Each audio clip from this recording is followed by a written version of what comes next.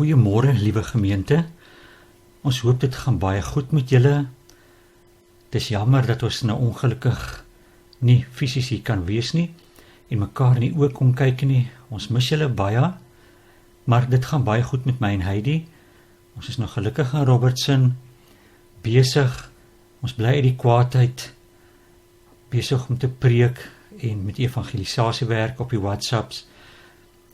Maar ons mis julle natuurlik. En is 'n voorreg om die boodskap vandag vir julle te kan bring. Die titel van ons boodskap, die 3de Engelse boodskap. Voor ons met die boodskap begin vanoggend, kom ons sluit ons oë. Hemelse Vader, my gebed is vanoggend, laat U met elkeen vir ons sal gaan. Maak ons harte oop vir die woord, dat ons dit ter harte sal neem en laat dit inslag sal vind onder leiding van U Heilige Gees. Gebruik U vir my en Heidi, raak U vir ons lippe aan, dat ons die waarheid sal spreek. Ons vra dit net in genade alleen, deur die Seun Jesus Christus. Amen. Gemeente, ons gaan vanoggend kyk na die 3de Engelse boodskap. Maar ek herinner U net gou aan die 1ste Engelse boodskap. Hy het gesê, vrees God en gee hom heerlikheid, want die uur van sy oordeel het gekom. En dan gaan dit, dan spesifiseer dit watter God hiervan gepraat word. Dit is die God wat die hemel en die aarde, see en die waterfonteine geskep het. Met ander woorde, dit verwys weer na die 4de gebod. Dan die 2de engel het gesê, Babylon het geval. En dan word daar 'n klomp kenmerke gegee en dat Babylon geval het en dat hy nie meer standvastig is nie. Ons weet van wie word hier gepraat. Dis die pauslike sisteem wat die antichrist is, maar onthou nou, hy is aan die hoof en as jy Openbaring 17 gaan lees, hy is die dier wat op die baie water sit, of op die rooi skarlaken dier wat op die baie water sit. Nou gaan ons begin en ons lees die 3de Engelse boodskap en ek gaan laat Heidi vir ons soos altyd lees en dan sal ek kommentaar lewer soos ons aangaan. Openbaring 14 verse 9 en 10. En 'n 3de engel het hulle gevolg en met 'n groot stem gesê, as iemand die dier en sy beeld aanbid en 'n merk op sy voorhoof of op sy hand ontvang. Ek gaan gou daar in die rede val. Hierso is 'n groot stem, as iemand die dier en sy beeld aanbid. Dit gaan oor aanbidding. En dan kom ons weer terug na hierdie merk toe, op sy voorhoof of op sy hand ontvang. Kom ek verduidelik net gou vinnig.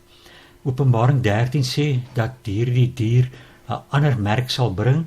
Ons verstaan dit, ons weet dit is die Sabbatsgebod ter sprake, maar dit sluit eintlik die hele 10 gebooie in. As jy Openbaring 13 mooi bestudeer, sal u sien dat die eerste 4 tafels van die wet ter sprake is. Maar nou gaan die engel verder in vers 10 en hy waarsku as volg. Sal hy self ook drink van die wyn van die grimmigheid van God, wat ongemeng ingeskink is in die beker van sy toorn, en hy sal gepynig word met vuur en swavel voor die heilige engele en voor die lam.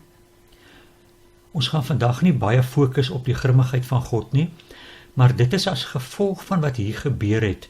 Die eerste Engelse boodskap was nie ter harte geneem nie, dan is daar gewaarsku dat hierdie sisteem gaan val of het geval, en nou word dit vir ons geskets wat gaan gebeur nadat hierdie sisteem geval het, en hy het gesê dat hulle gepynig gaan word met swaal voor die heilige engele en voor die lam, en dit is deel van God se grimmigheid. En ek wil altyd ten eerste sê, dit lyk so of God baie keer baie streng opgetree het, maar was dit nie noodsaaklik nodig dat dit moes gebeur nie. God moes optree, want hy wil die heelal weer vir ons beveilig, dat ons eendag weer sonder sonde in die hemel kan wees, met ander woorde dat ons veilig daar kan wees, en dan praat ons van al die hemelwesens en ons hier op aarde. Dit is ons keuse aan watter kant wil ons staan. Vandag spesifiek gaan ons fokus op daardie 3de Engelse boodskap en gaan ek dit vergelyk byvoorbeeld wat in Numeri 13 staan. Onthou jy, hulle het uit Egipte uitgekom, wat as 'n simbool van sonde staan, hulle het tot by Berg Sinaï gekom, hulle die wet gekry, net soos ons kerk, ons kom uit hierdie donkere eeue uit basies, waar die antichrist sisteem vol mag gehad het. Die reformatie het begin, die protestante, die protestantse kerke, maar hulle het nie volledig die werk voltooi nie. En ons kerk is geroep om dit heeltemal te voltooi. Maar watter verslag lewer ons, en dit is waaroor die boodskap vanoggend hoofsaaklik sal gaan, watter verslag bied ons oor die hemel daarbo, en dit is my fokus. En dit is die derde Engelse boodskap wat ons nie wil hê nie. Ons wil in die ander kant daarvan staan. Nou gaan ons kyk wat het gebeur met daardie 12 bespieders wat gegaan het om te gaan kyk hoe lyk Jerusalem op die beloofde land soos hulle sou verstaan het waartoe hulle sou getrek het. Heidi lees ons Numeri 13 vers 25 tot 33 asseblief, en ek gaan vir jou kort in die rede val. En na verloop van 40 dae het hulle teruggekom van die land te verken. En hulle het weggegaan en by Moses en Aaron en die hele vergadering van die kinders van Israel gekom in die woestyn Paran in Kades, en hulle berig gebring en aan die hele vergadering en hulle die vrugte van die land laat sien. So hulle het gegaan, hulle het dit gaan bespied, die 12, Caleb en Joshua was onder andere daarbij betrokke. Hulle het teruggekom en hier bring hulle 'n verslag terug voor Moses, voor Aaron en die hele Israeliese volk. Wat 'n verslag bring hulle? Hier sê, hulle was baie bly oor die vrugte van die land, en as jy reg sal onthou, het hulle 2 manne 'n druiwetros met 'n stok gebring. Een man kon dit nie dra nie. So dit was voorwaar 'n mooi land, 'n land van melk en honing gaan ons nou lees. Maar ons sal nou hoor, dit was ongelukkig nie hulle hoofsaaklik hulle oogmerk wat hulle wou kom rapporteer het nie. Vers 27. En hulle het hom vertel en gesê, ons het gekom in die land waarheen u ons gestuur het, en waarlik dit loop oor van melk en honing en dit is sy vrugte. Hier in vers 27 sien ons, dit het oorgeloop van melk en honing en dit is sy vrugte, 'n bewys van hoe hierdie pragtige land van melk en honing sou lyk. Vers 28.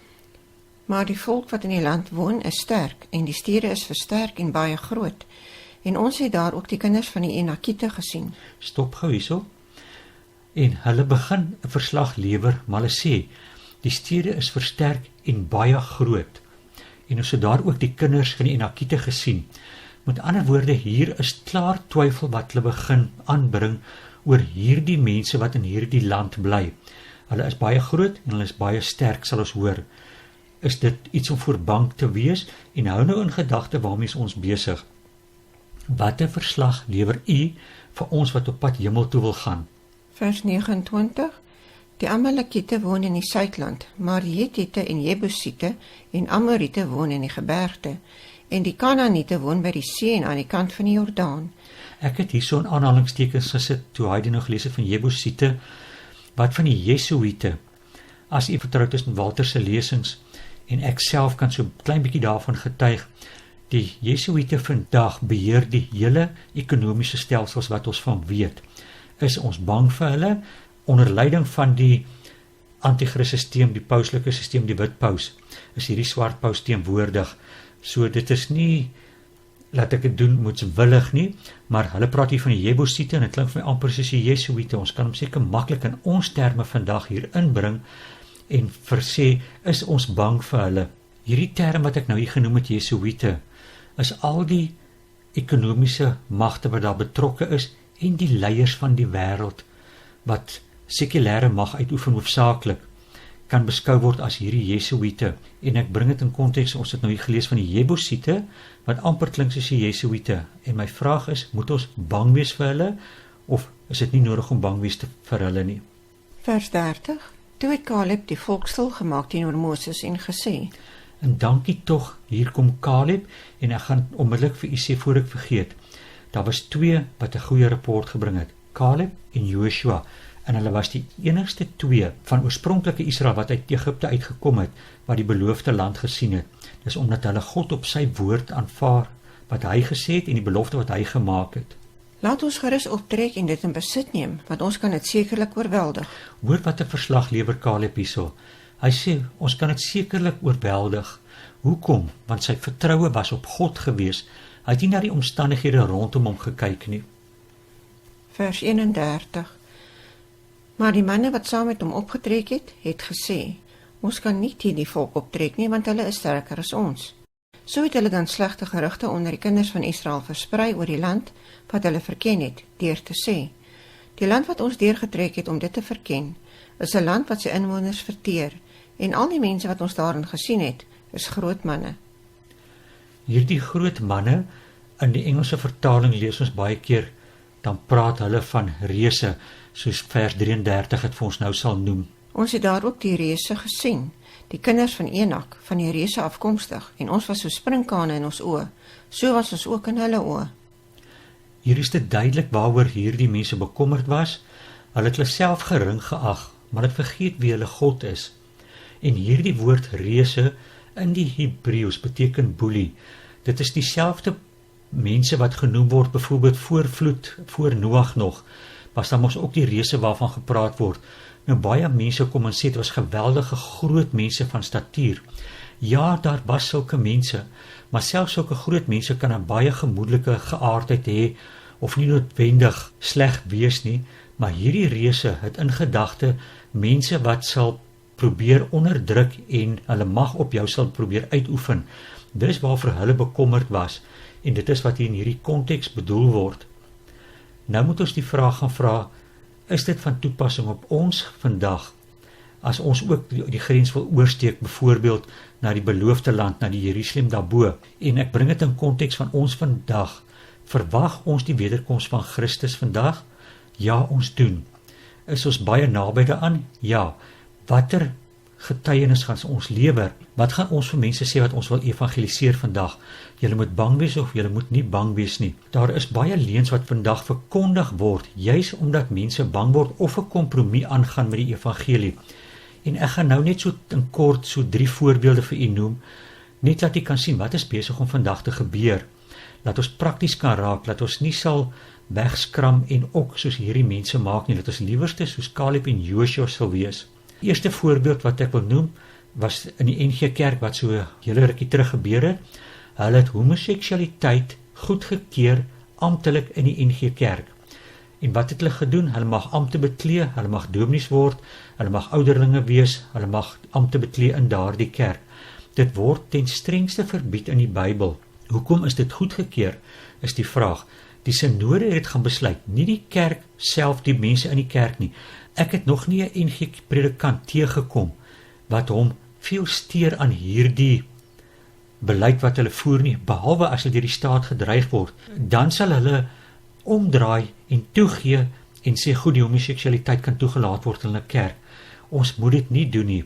Dit is dieselfde beginsel. Hulle is bang vir die mense rondom hulle in plaas van om vas te staan.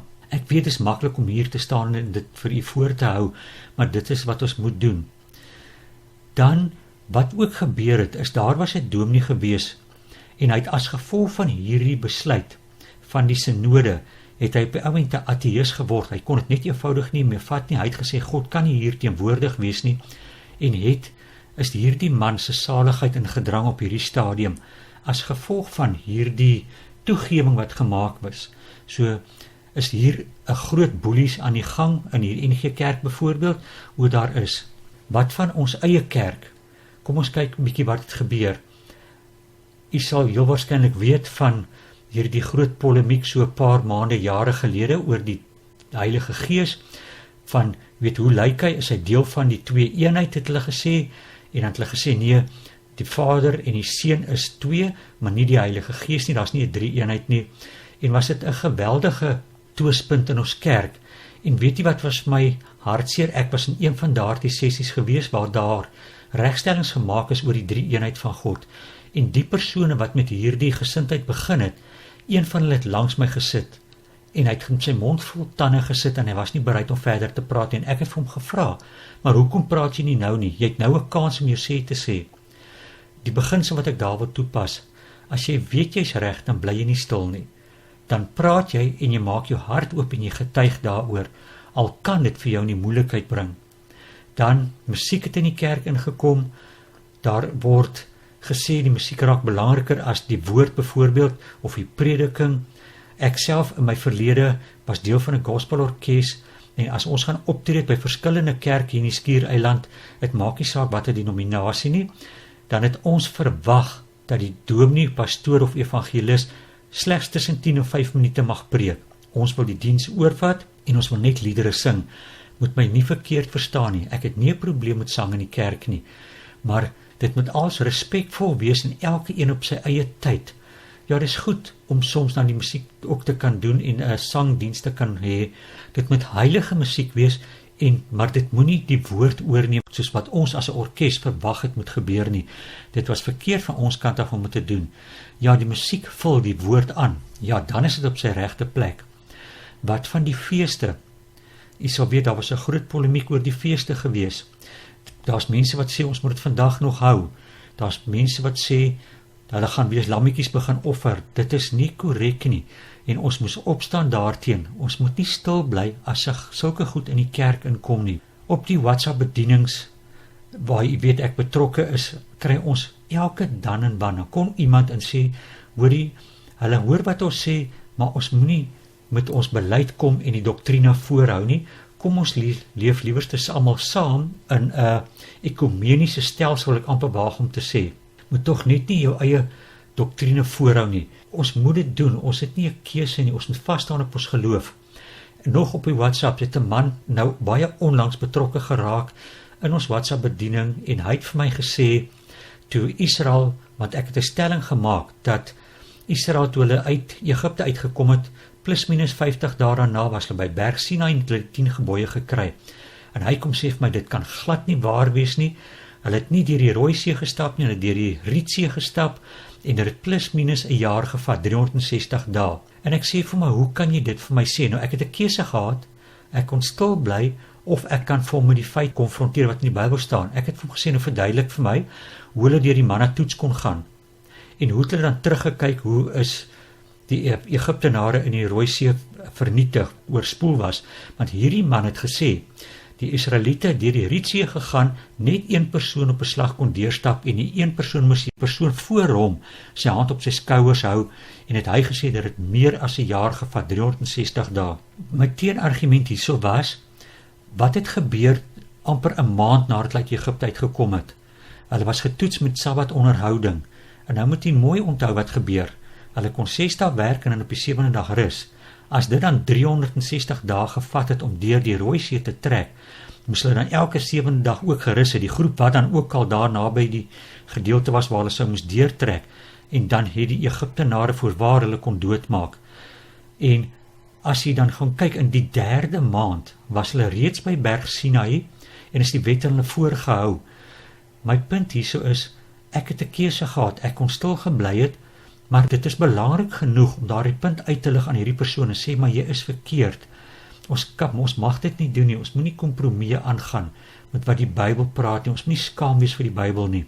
Hierdie 3de Engelse boodskap verwys na 2 kategorieë van persone. Die een wat gered word en die ander een wat nie gered word nie. Ek gaan net eers laat Heidi vir ons Openbaring 18 vers 1 tot 4 lees, dan hoor ons wat gebeur hierso. En ek gaan laat sy dit in die Modern King James lees, want ek hou nie van die Afrikaanse vertalings wat sê, gaan uit haar uit nie. Heidi, lees vir ons asseblief. And after these things I saw another angel come down from heaven, having great authority, and the earth was lighted up from his glory.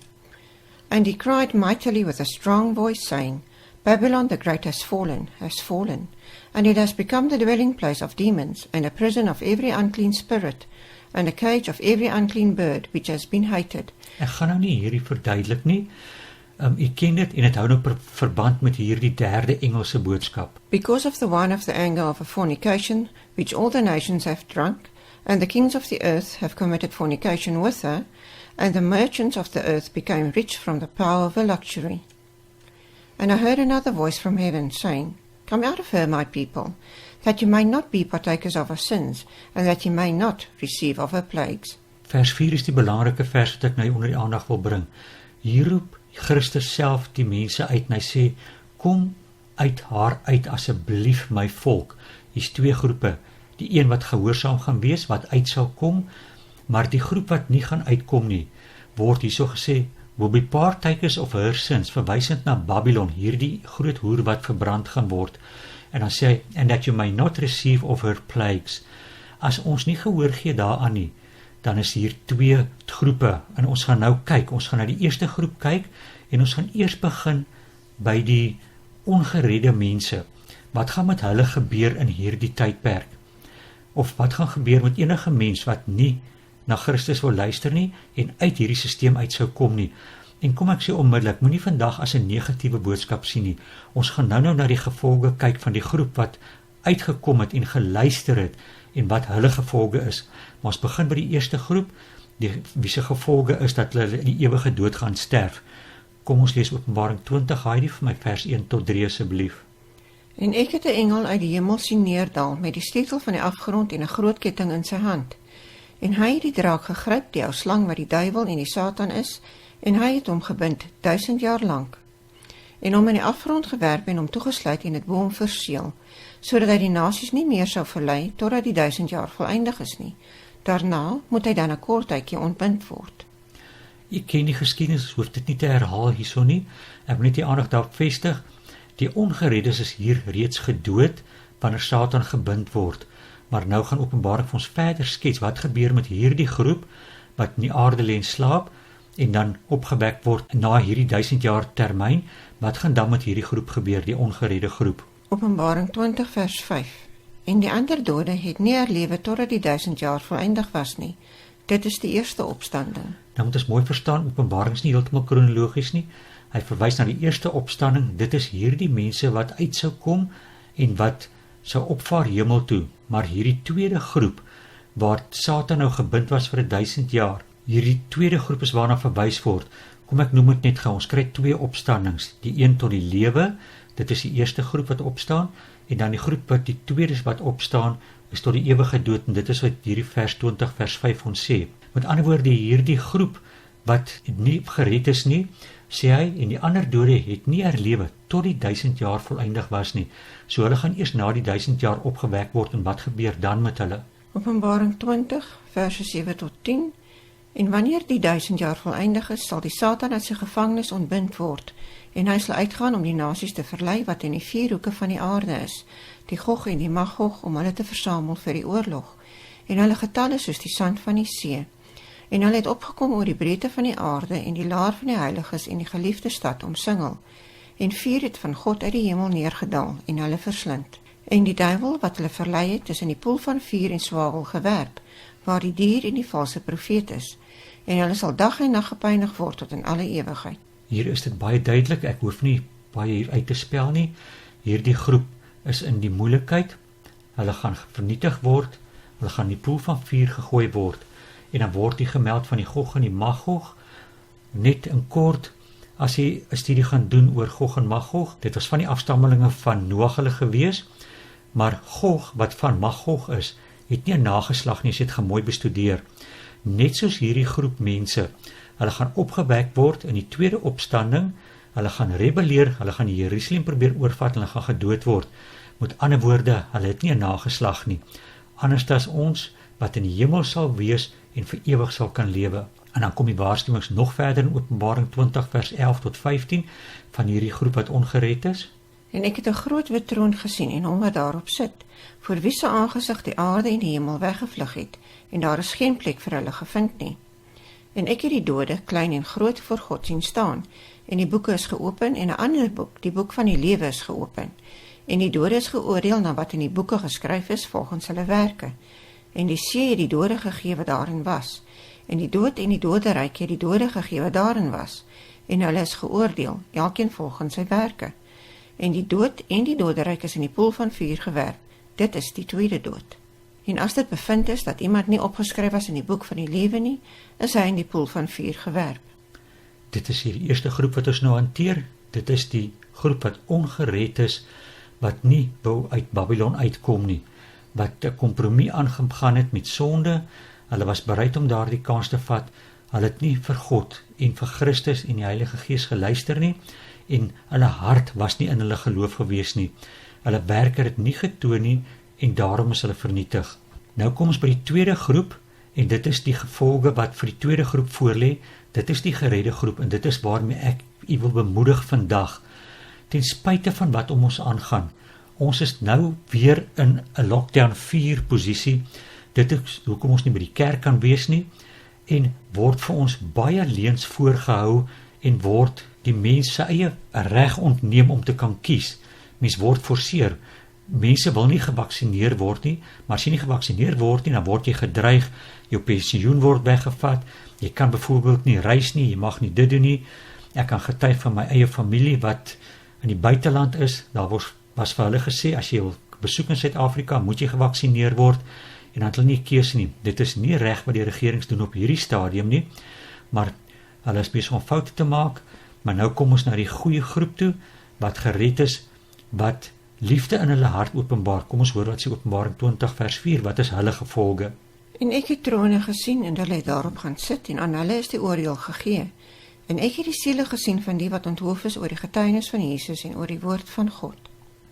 So hulle het gaan sit en hulle kan oordeel. Dit is aan hulle gegee en alrede hoekom hulle kan oordeel is omdat hulle reeds in hulle gesindheid geopenbaar het in hulle werke toe hulle nog hier op aarde was, is dat hulle regverdig wil wees deur Jesus Christus. Hulle wil in liefde lewe. Dit was hulle oogmerk gewees, dit was die passie in hulle hart. Is dit in ons hart ter sprake? Wil ons graag in hierdie groep wees? En dan gaan die teksvers verder. En die wat die dier in sy beeld nie aanbid het nie en die merk op hulle voorhoof en op hulle hand nie ontvang het nie, en hulle het geleef en as konings geregeer saam met Christus die 1000 jaar lank. Wat 'n wonderlike vooruitsig is dit nie? Het u al daaraan gedink? Dan is ons saam in die hemel, in die teenwoordigheid van die almagtige God, in die teenwoordigheid van Christus en die Heilige Gees. Is dit nie waar ek en u baie graag wil wees nie? En dan vir die eerste 1000 jaar gaan ons die boeke open en dan kan ons sien wat het oral in die wêreld gebeur, wie het wat gedoen en hoekom is daar dalk mense wat ons gereken het in die hemel moet wees wat nie daar is nie. Of ons kan dink soos in Stefanus se geval, Saulus was daar wat Paulus geword het, wat toegesien het dat hy gestenig is en hy kan dalk wonder, wat maak Paulus hierso en hy sal kan sien, maar Paulus het regtig tot bekering gekom. Kom ons lees verder in Openbaring 20 vers 6, wat gebeur met die goeie groep. Salig en heilig is hy wat deel het aan die eerste opstanding. Oor hulle het die tweede dood geen mag nie, maar hulle sal priesters van God en van Christus wees en sal saam met hom as konings regeer, 1000 jaar lank. Wat 'n voorreg is dit nie, waarna sien ons uit? Openbaring 21 vers 1 tot 7. En ek het 'n nuwe hemel en 'n nuwe aarde gesien, want die eerste hemel en die eerste aarde het verbygegaan, en die see was daar nie meer nie. En ek, Johannes, het die heilige stad, die nuwe Jerusalem, sien neerdal van God uit die hemel, toeberei soos 'n bruid wat vir haar man versier is. En ek het 'n groot stem uit die hemel hoor sê, kyk, die tabernakel van God is by die mense, en hy sal by hulle woon, en hulle sal sy volk wees, en God self sal by hulle wees as hulle God. Wie is hierdie tabernakel waarvan gepraat word? Dis Christus. En ons gaan ook in die teenwoordigheid van God wees, soos ek nou vir u gesê het. Ek kan my dit amper nie indink nie, maar ek wil bitter graag in daardie groep wees. En hier is die belofte, dat as ons gehoorsaam is, dan kan ons daar wees, die keuse lê by ons. En God sal al die trane van hulle oë afvee, en daar sal geen dood meer wees nie, ook droefheid en geween en moeite sal daar nie meer wees nie, want die eerste dinge het verbygegaan. Ek kan amper nie verstaan hoe dit moontlik is nie.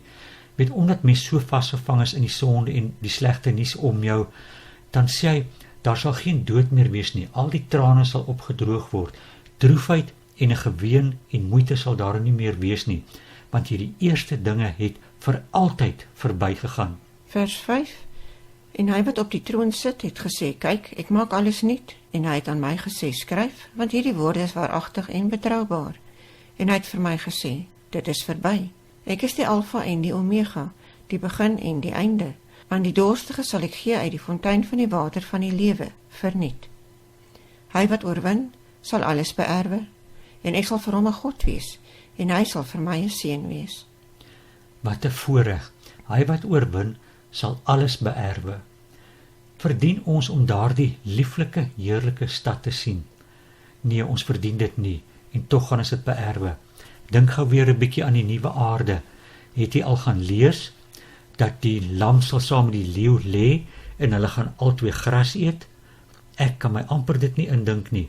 Dan waar 'n klein seentjie voor die gat van 'n slang lê, vir 'n basilisk sê die Hebreëse taal vir ons. En hy gaan nie bang wees nie, want dit gaan 'n pragtigste dier wees, wat glad nie 'n intensie sal hê om die mense skade aan te doen nie. Dit is voorwaar iets om na uit te sien. Kom ons lees Openbaring 22. Vers 4 en 5. En hulle sal sy aangesig sien, en sy naam sal op hulle voorhoofde wees. Hoor net gou mooi, en ons sal sy aangesig sien. Wie is dit? Wel, dis God en Jesus Christus. Ek kan my dit nie voorstel nie, maar ek verlang na daardie tydperk. En nag sal daar nie wees nie, en hulle het geen lamp of sondig nodig nie, omdat die Here God hulle verlig, en hulle sal as konings regeer tot in alle ewigheid. Ek kan nie help om te dink aan Moses se glansende gesig toe hy op Berg Sinai in God se teenwoordigheid was nie, toe hy die gebooie gekry het en hierdie samestelling van die tabernakelsistema. Toe hy afkom van die berg af, toe kon hy nie eers sy gesig aanskou nie. Hier gaan ons in God se teenwoordigheid wees en sal ons nie skaam wees daarvoor nie. Openbaring 22 vers 7. Kyk, ek kom gou, salig is hy wat die woorde van die profesie van hierdie boek bewaar. Openbaring 22 vers 14. Salig is die wat sy gebooie doen, sodat hulle reg kan hê op die boom van die lewe en ingaan deur die poorte in die stad. Openbaring 22 vers 17. En die Gees en die bruid sê, kom, en laat hom wat hoor sê, kom, en laat hom wat dors het, kom, en laat hom wat wil die water van die lewe neem, verniet. Openbaring 22 verse 20 en 21. Hy wat dit getuig sê, ja, ek kom gou, amen, ja kom Here Jesus. Die genade van ons Here Jesus Christus sy met julle almal. Amen. Kom ons sluit ons oë in gebed. Hemelse Vader, dit is vir ons as 'n gemeente so bemoedigend om hierdie woorde te hoor. Daar's nog 'n kort tydjie van benoudheid wat vir ons voorlê. Maar ons wil graag uit Babylon uitkom. Ons wil nie deel van 'n pla ontvang nie en ons wil gehoorsaam wees aan u roepstem. Dan is hierdie beloftes wat ons nou hier in Openbaring 20, 21 en 22 op ons van toepassing. Dan kan ons vir ewig in u teenwoordigheid aanbid. Dit is ons begeerte in ons hart en mag dit waar word vir elkeen van ons. Ons vra dit net uit Jesus Christus se naam alleen. Amen. Liewe gemeente, ter afsluiting wil ek graag nou vir julle 'n lied speel. As jy vertroud is met WhatsApp Prof en Martin wat altyd saam met Prof Walter aanbied, het 'n lied opgeneem wat vir my en Heidi baie spesiaal is. Luister na hierdie lied as 'n basiese afsluiting vir vandag se boodskap wat jy sal hoor. En groete van ons twee af.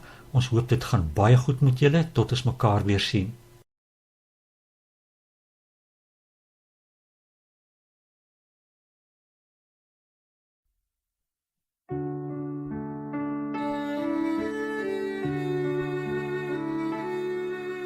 In my darkness Jesus found me, touched my eyes and made me see, broke sin's chains that long had bound me, gave me life and liberty. O glorious love of Christ, my Lord divine, that made him stoop to save a soul like mine. Through all my days and then in heaven above, my song will silence never. I'll worship him forever and praise him for his glorious love. Oh, amazing truth to ponder, he whom angel hosts attend. Lord of heaven, God's Son, what wonder, he became the sinner's friend. Oh, glorious love of Christ, my Lord divine, that made him stoop to save a soul like mine. Through all my days and then in heaven above, my song will silence never. I'll worship him forever and praise him for his glorious love.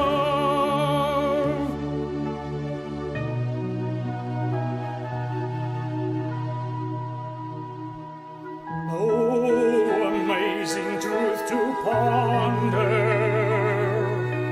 he whom angel hosts attend. Lord of heaven, God's Son, what wonder,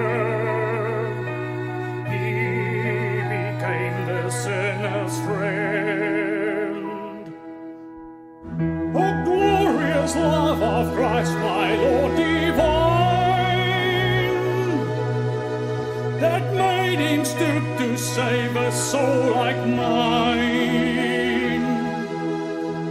Through all my days and then in heaven above,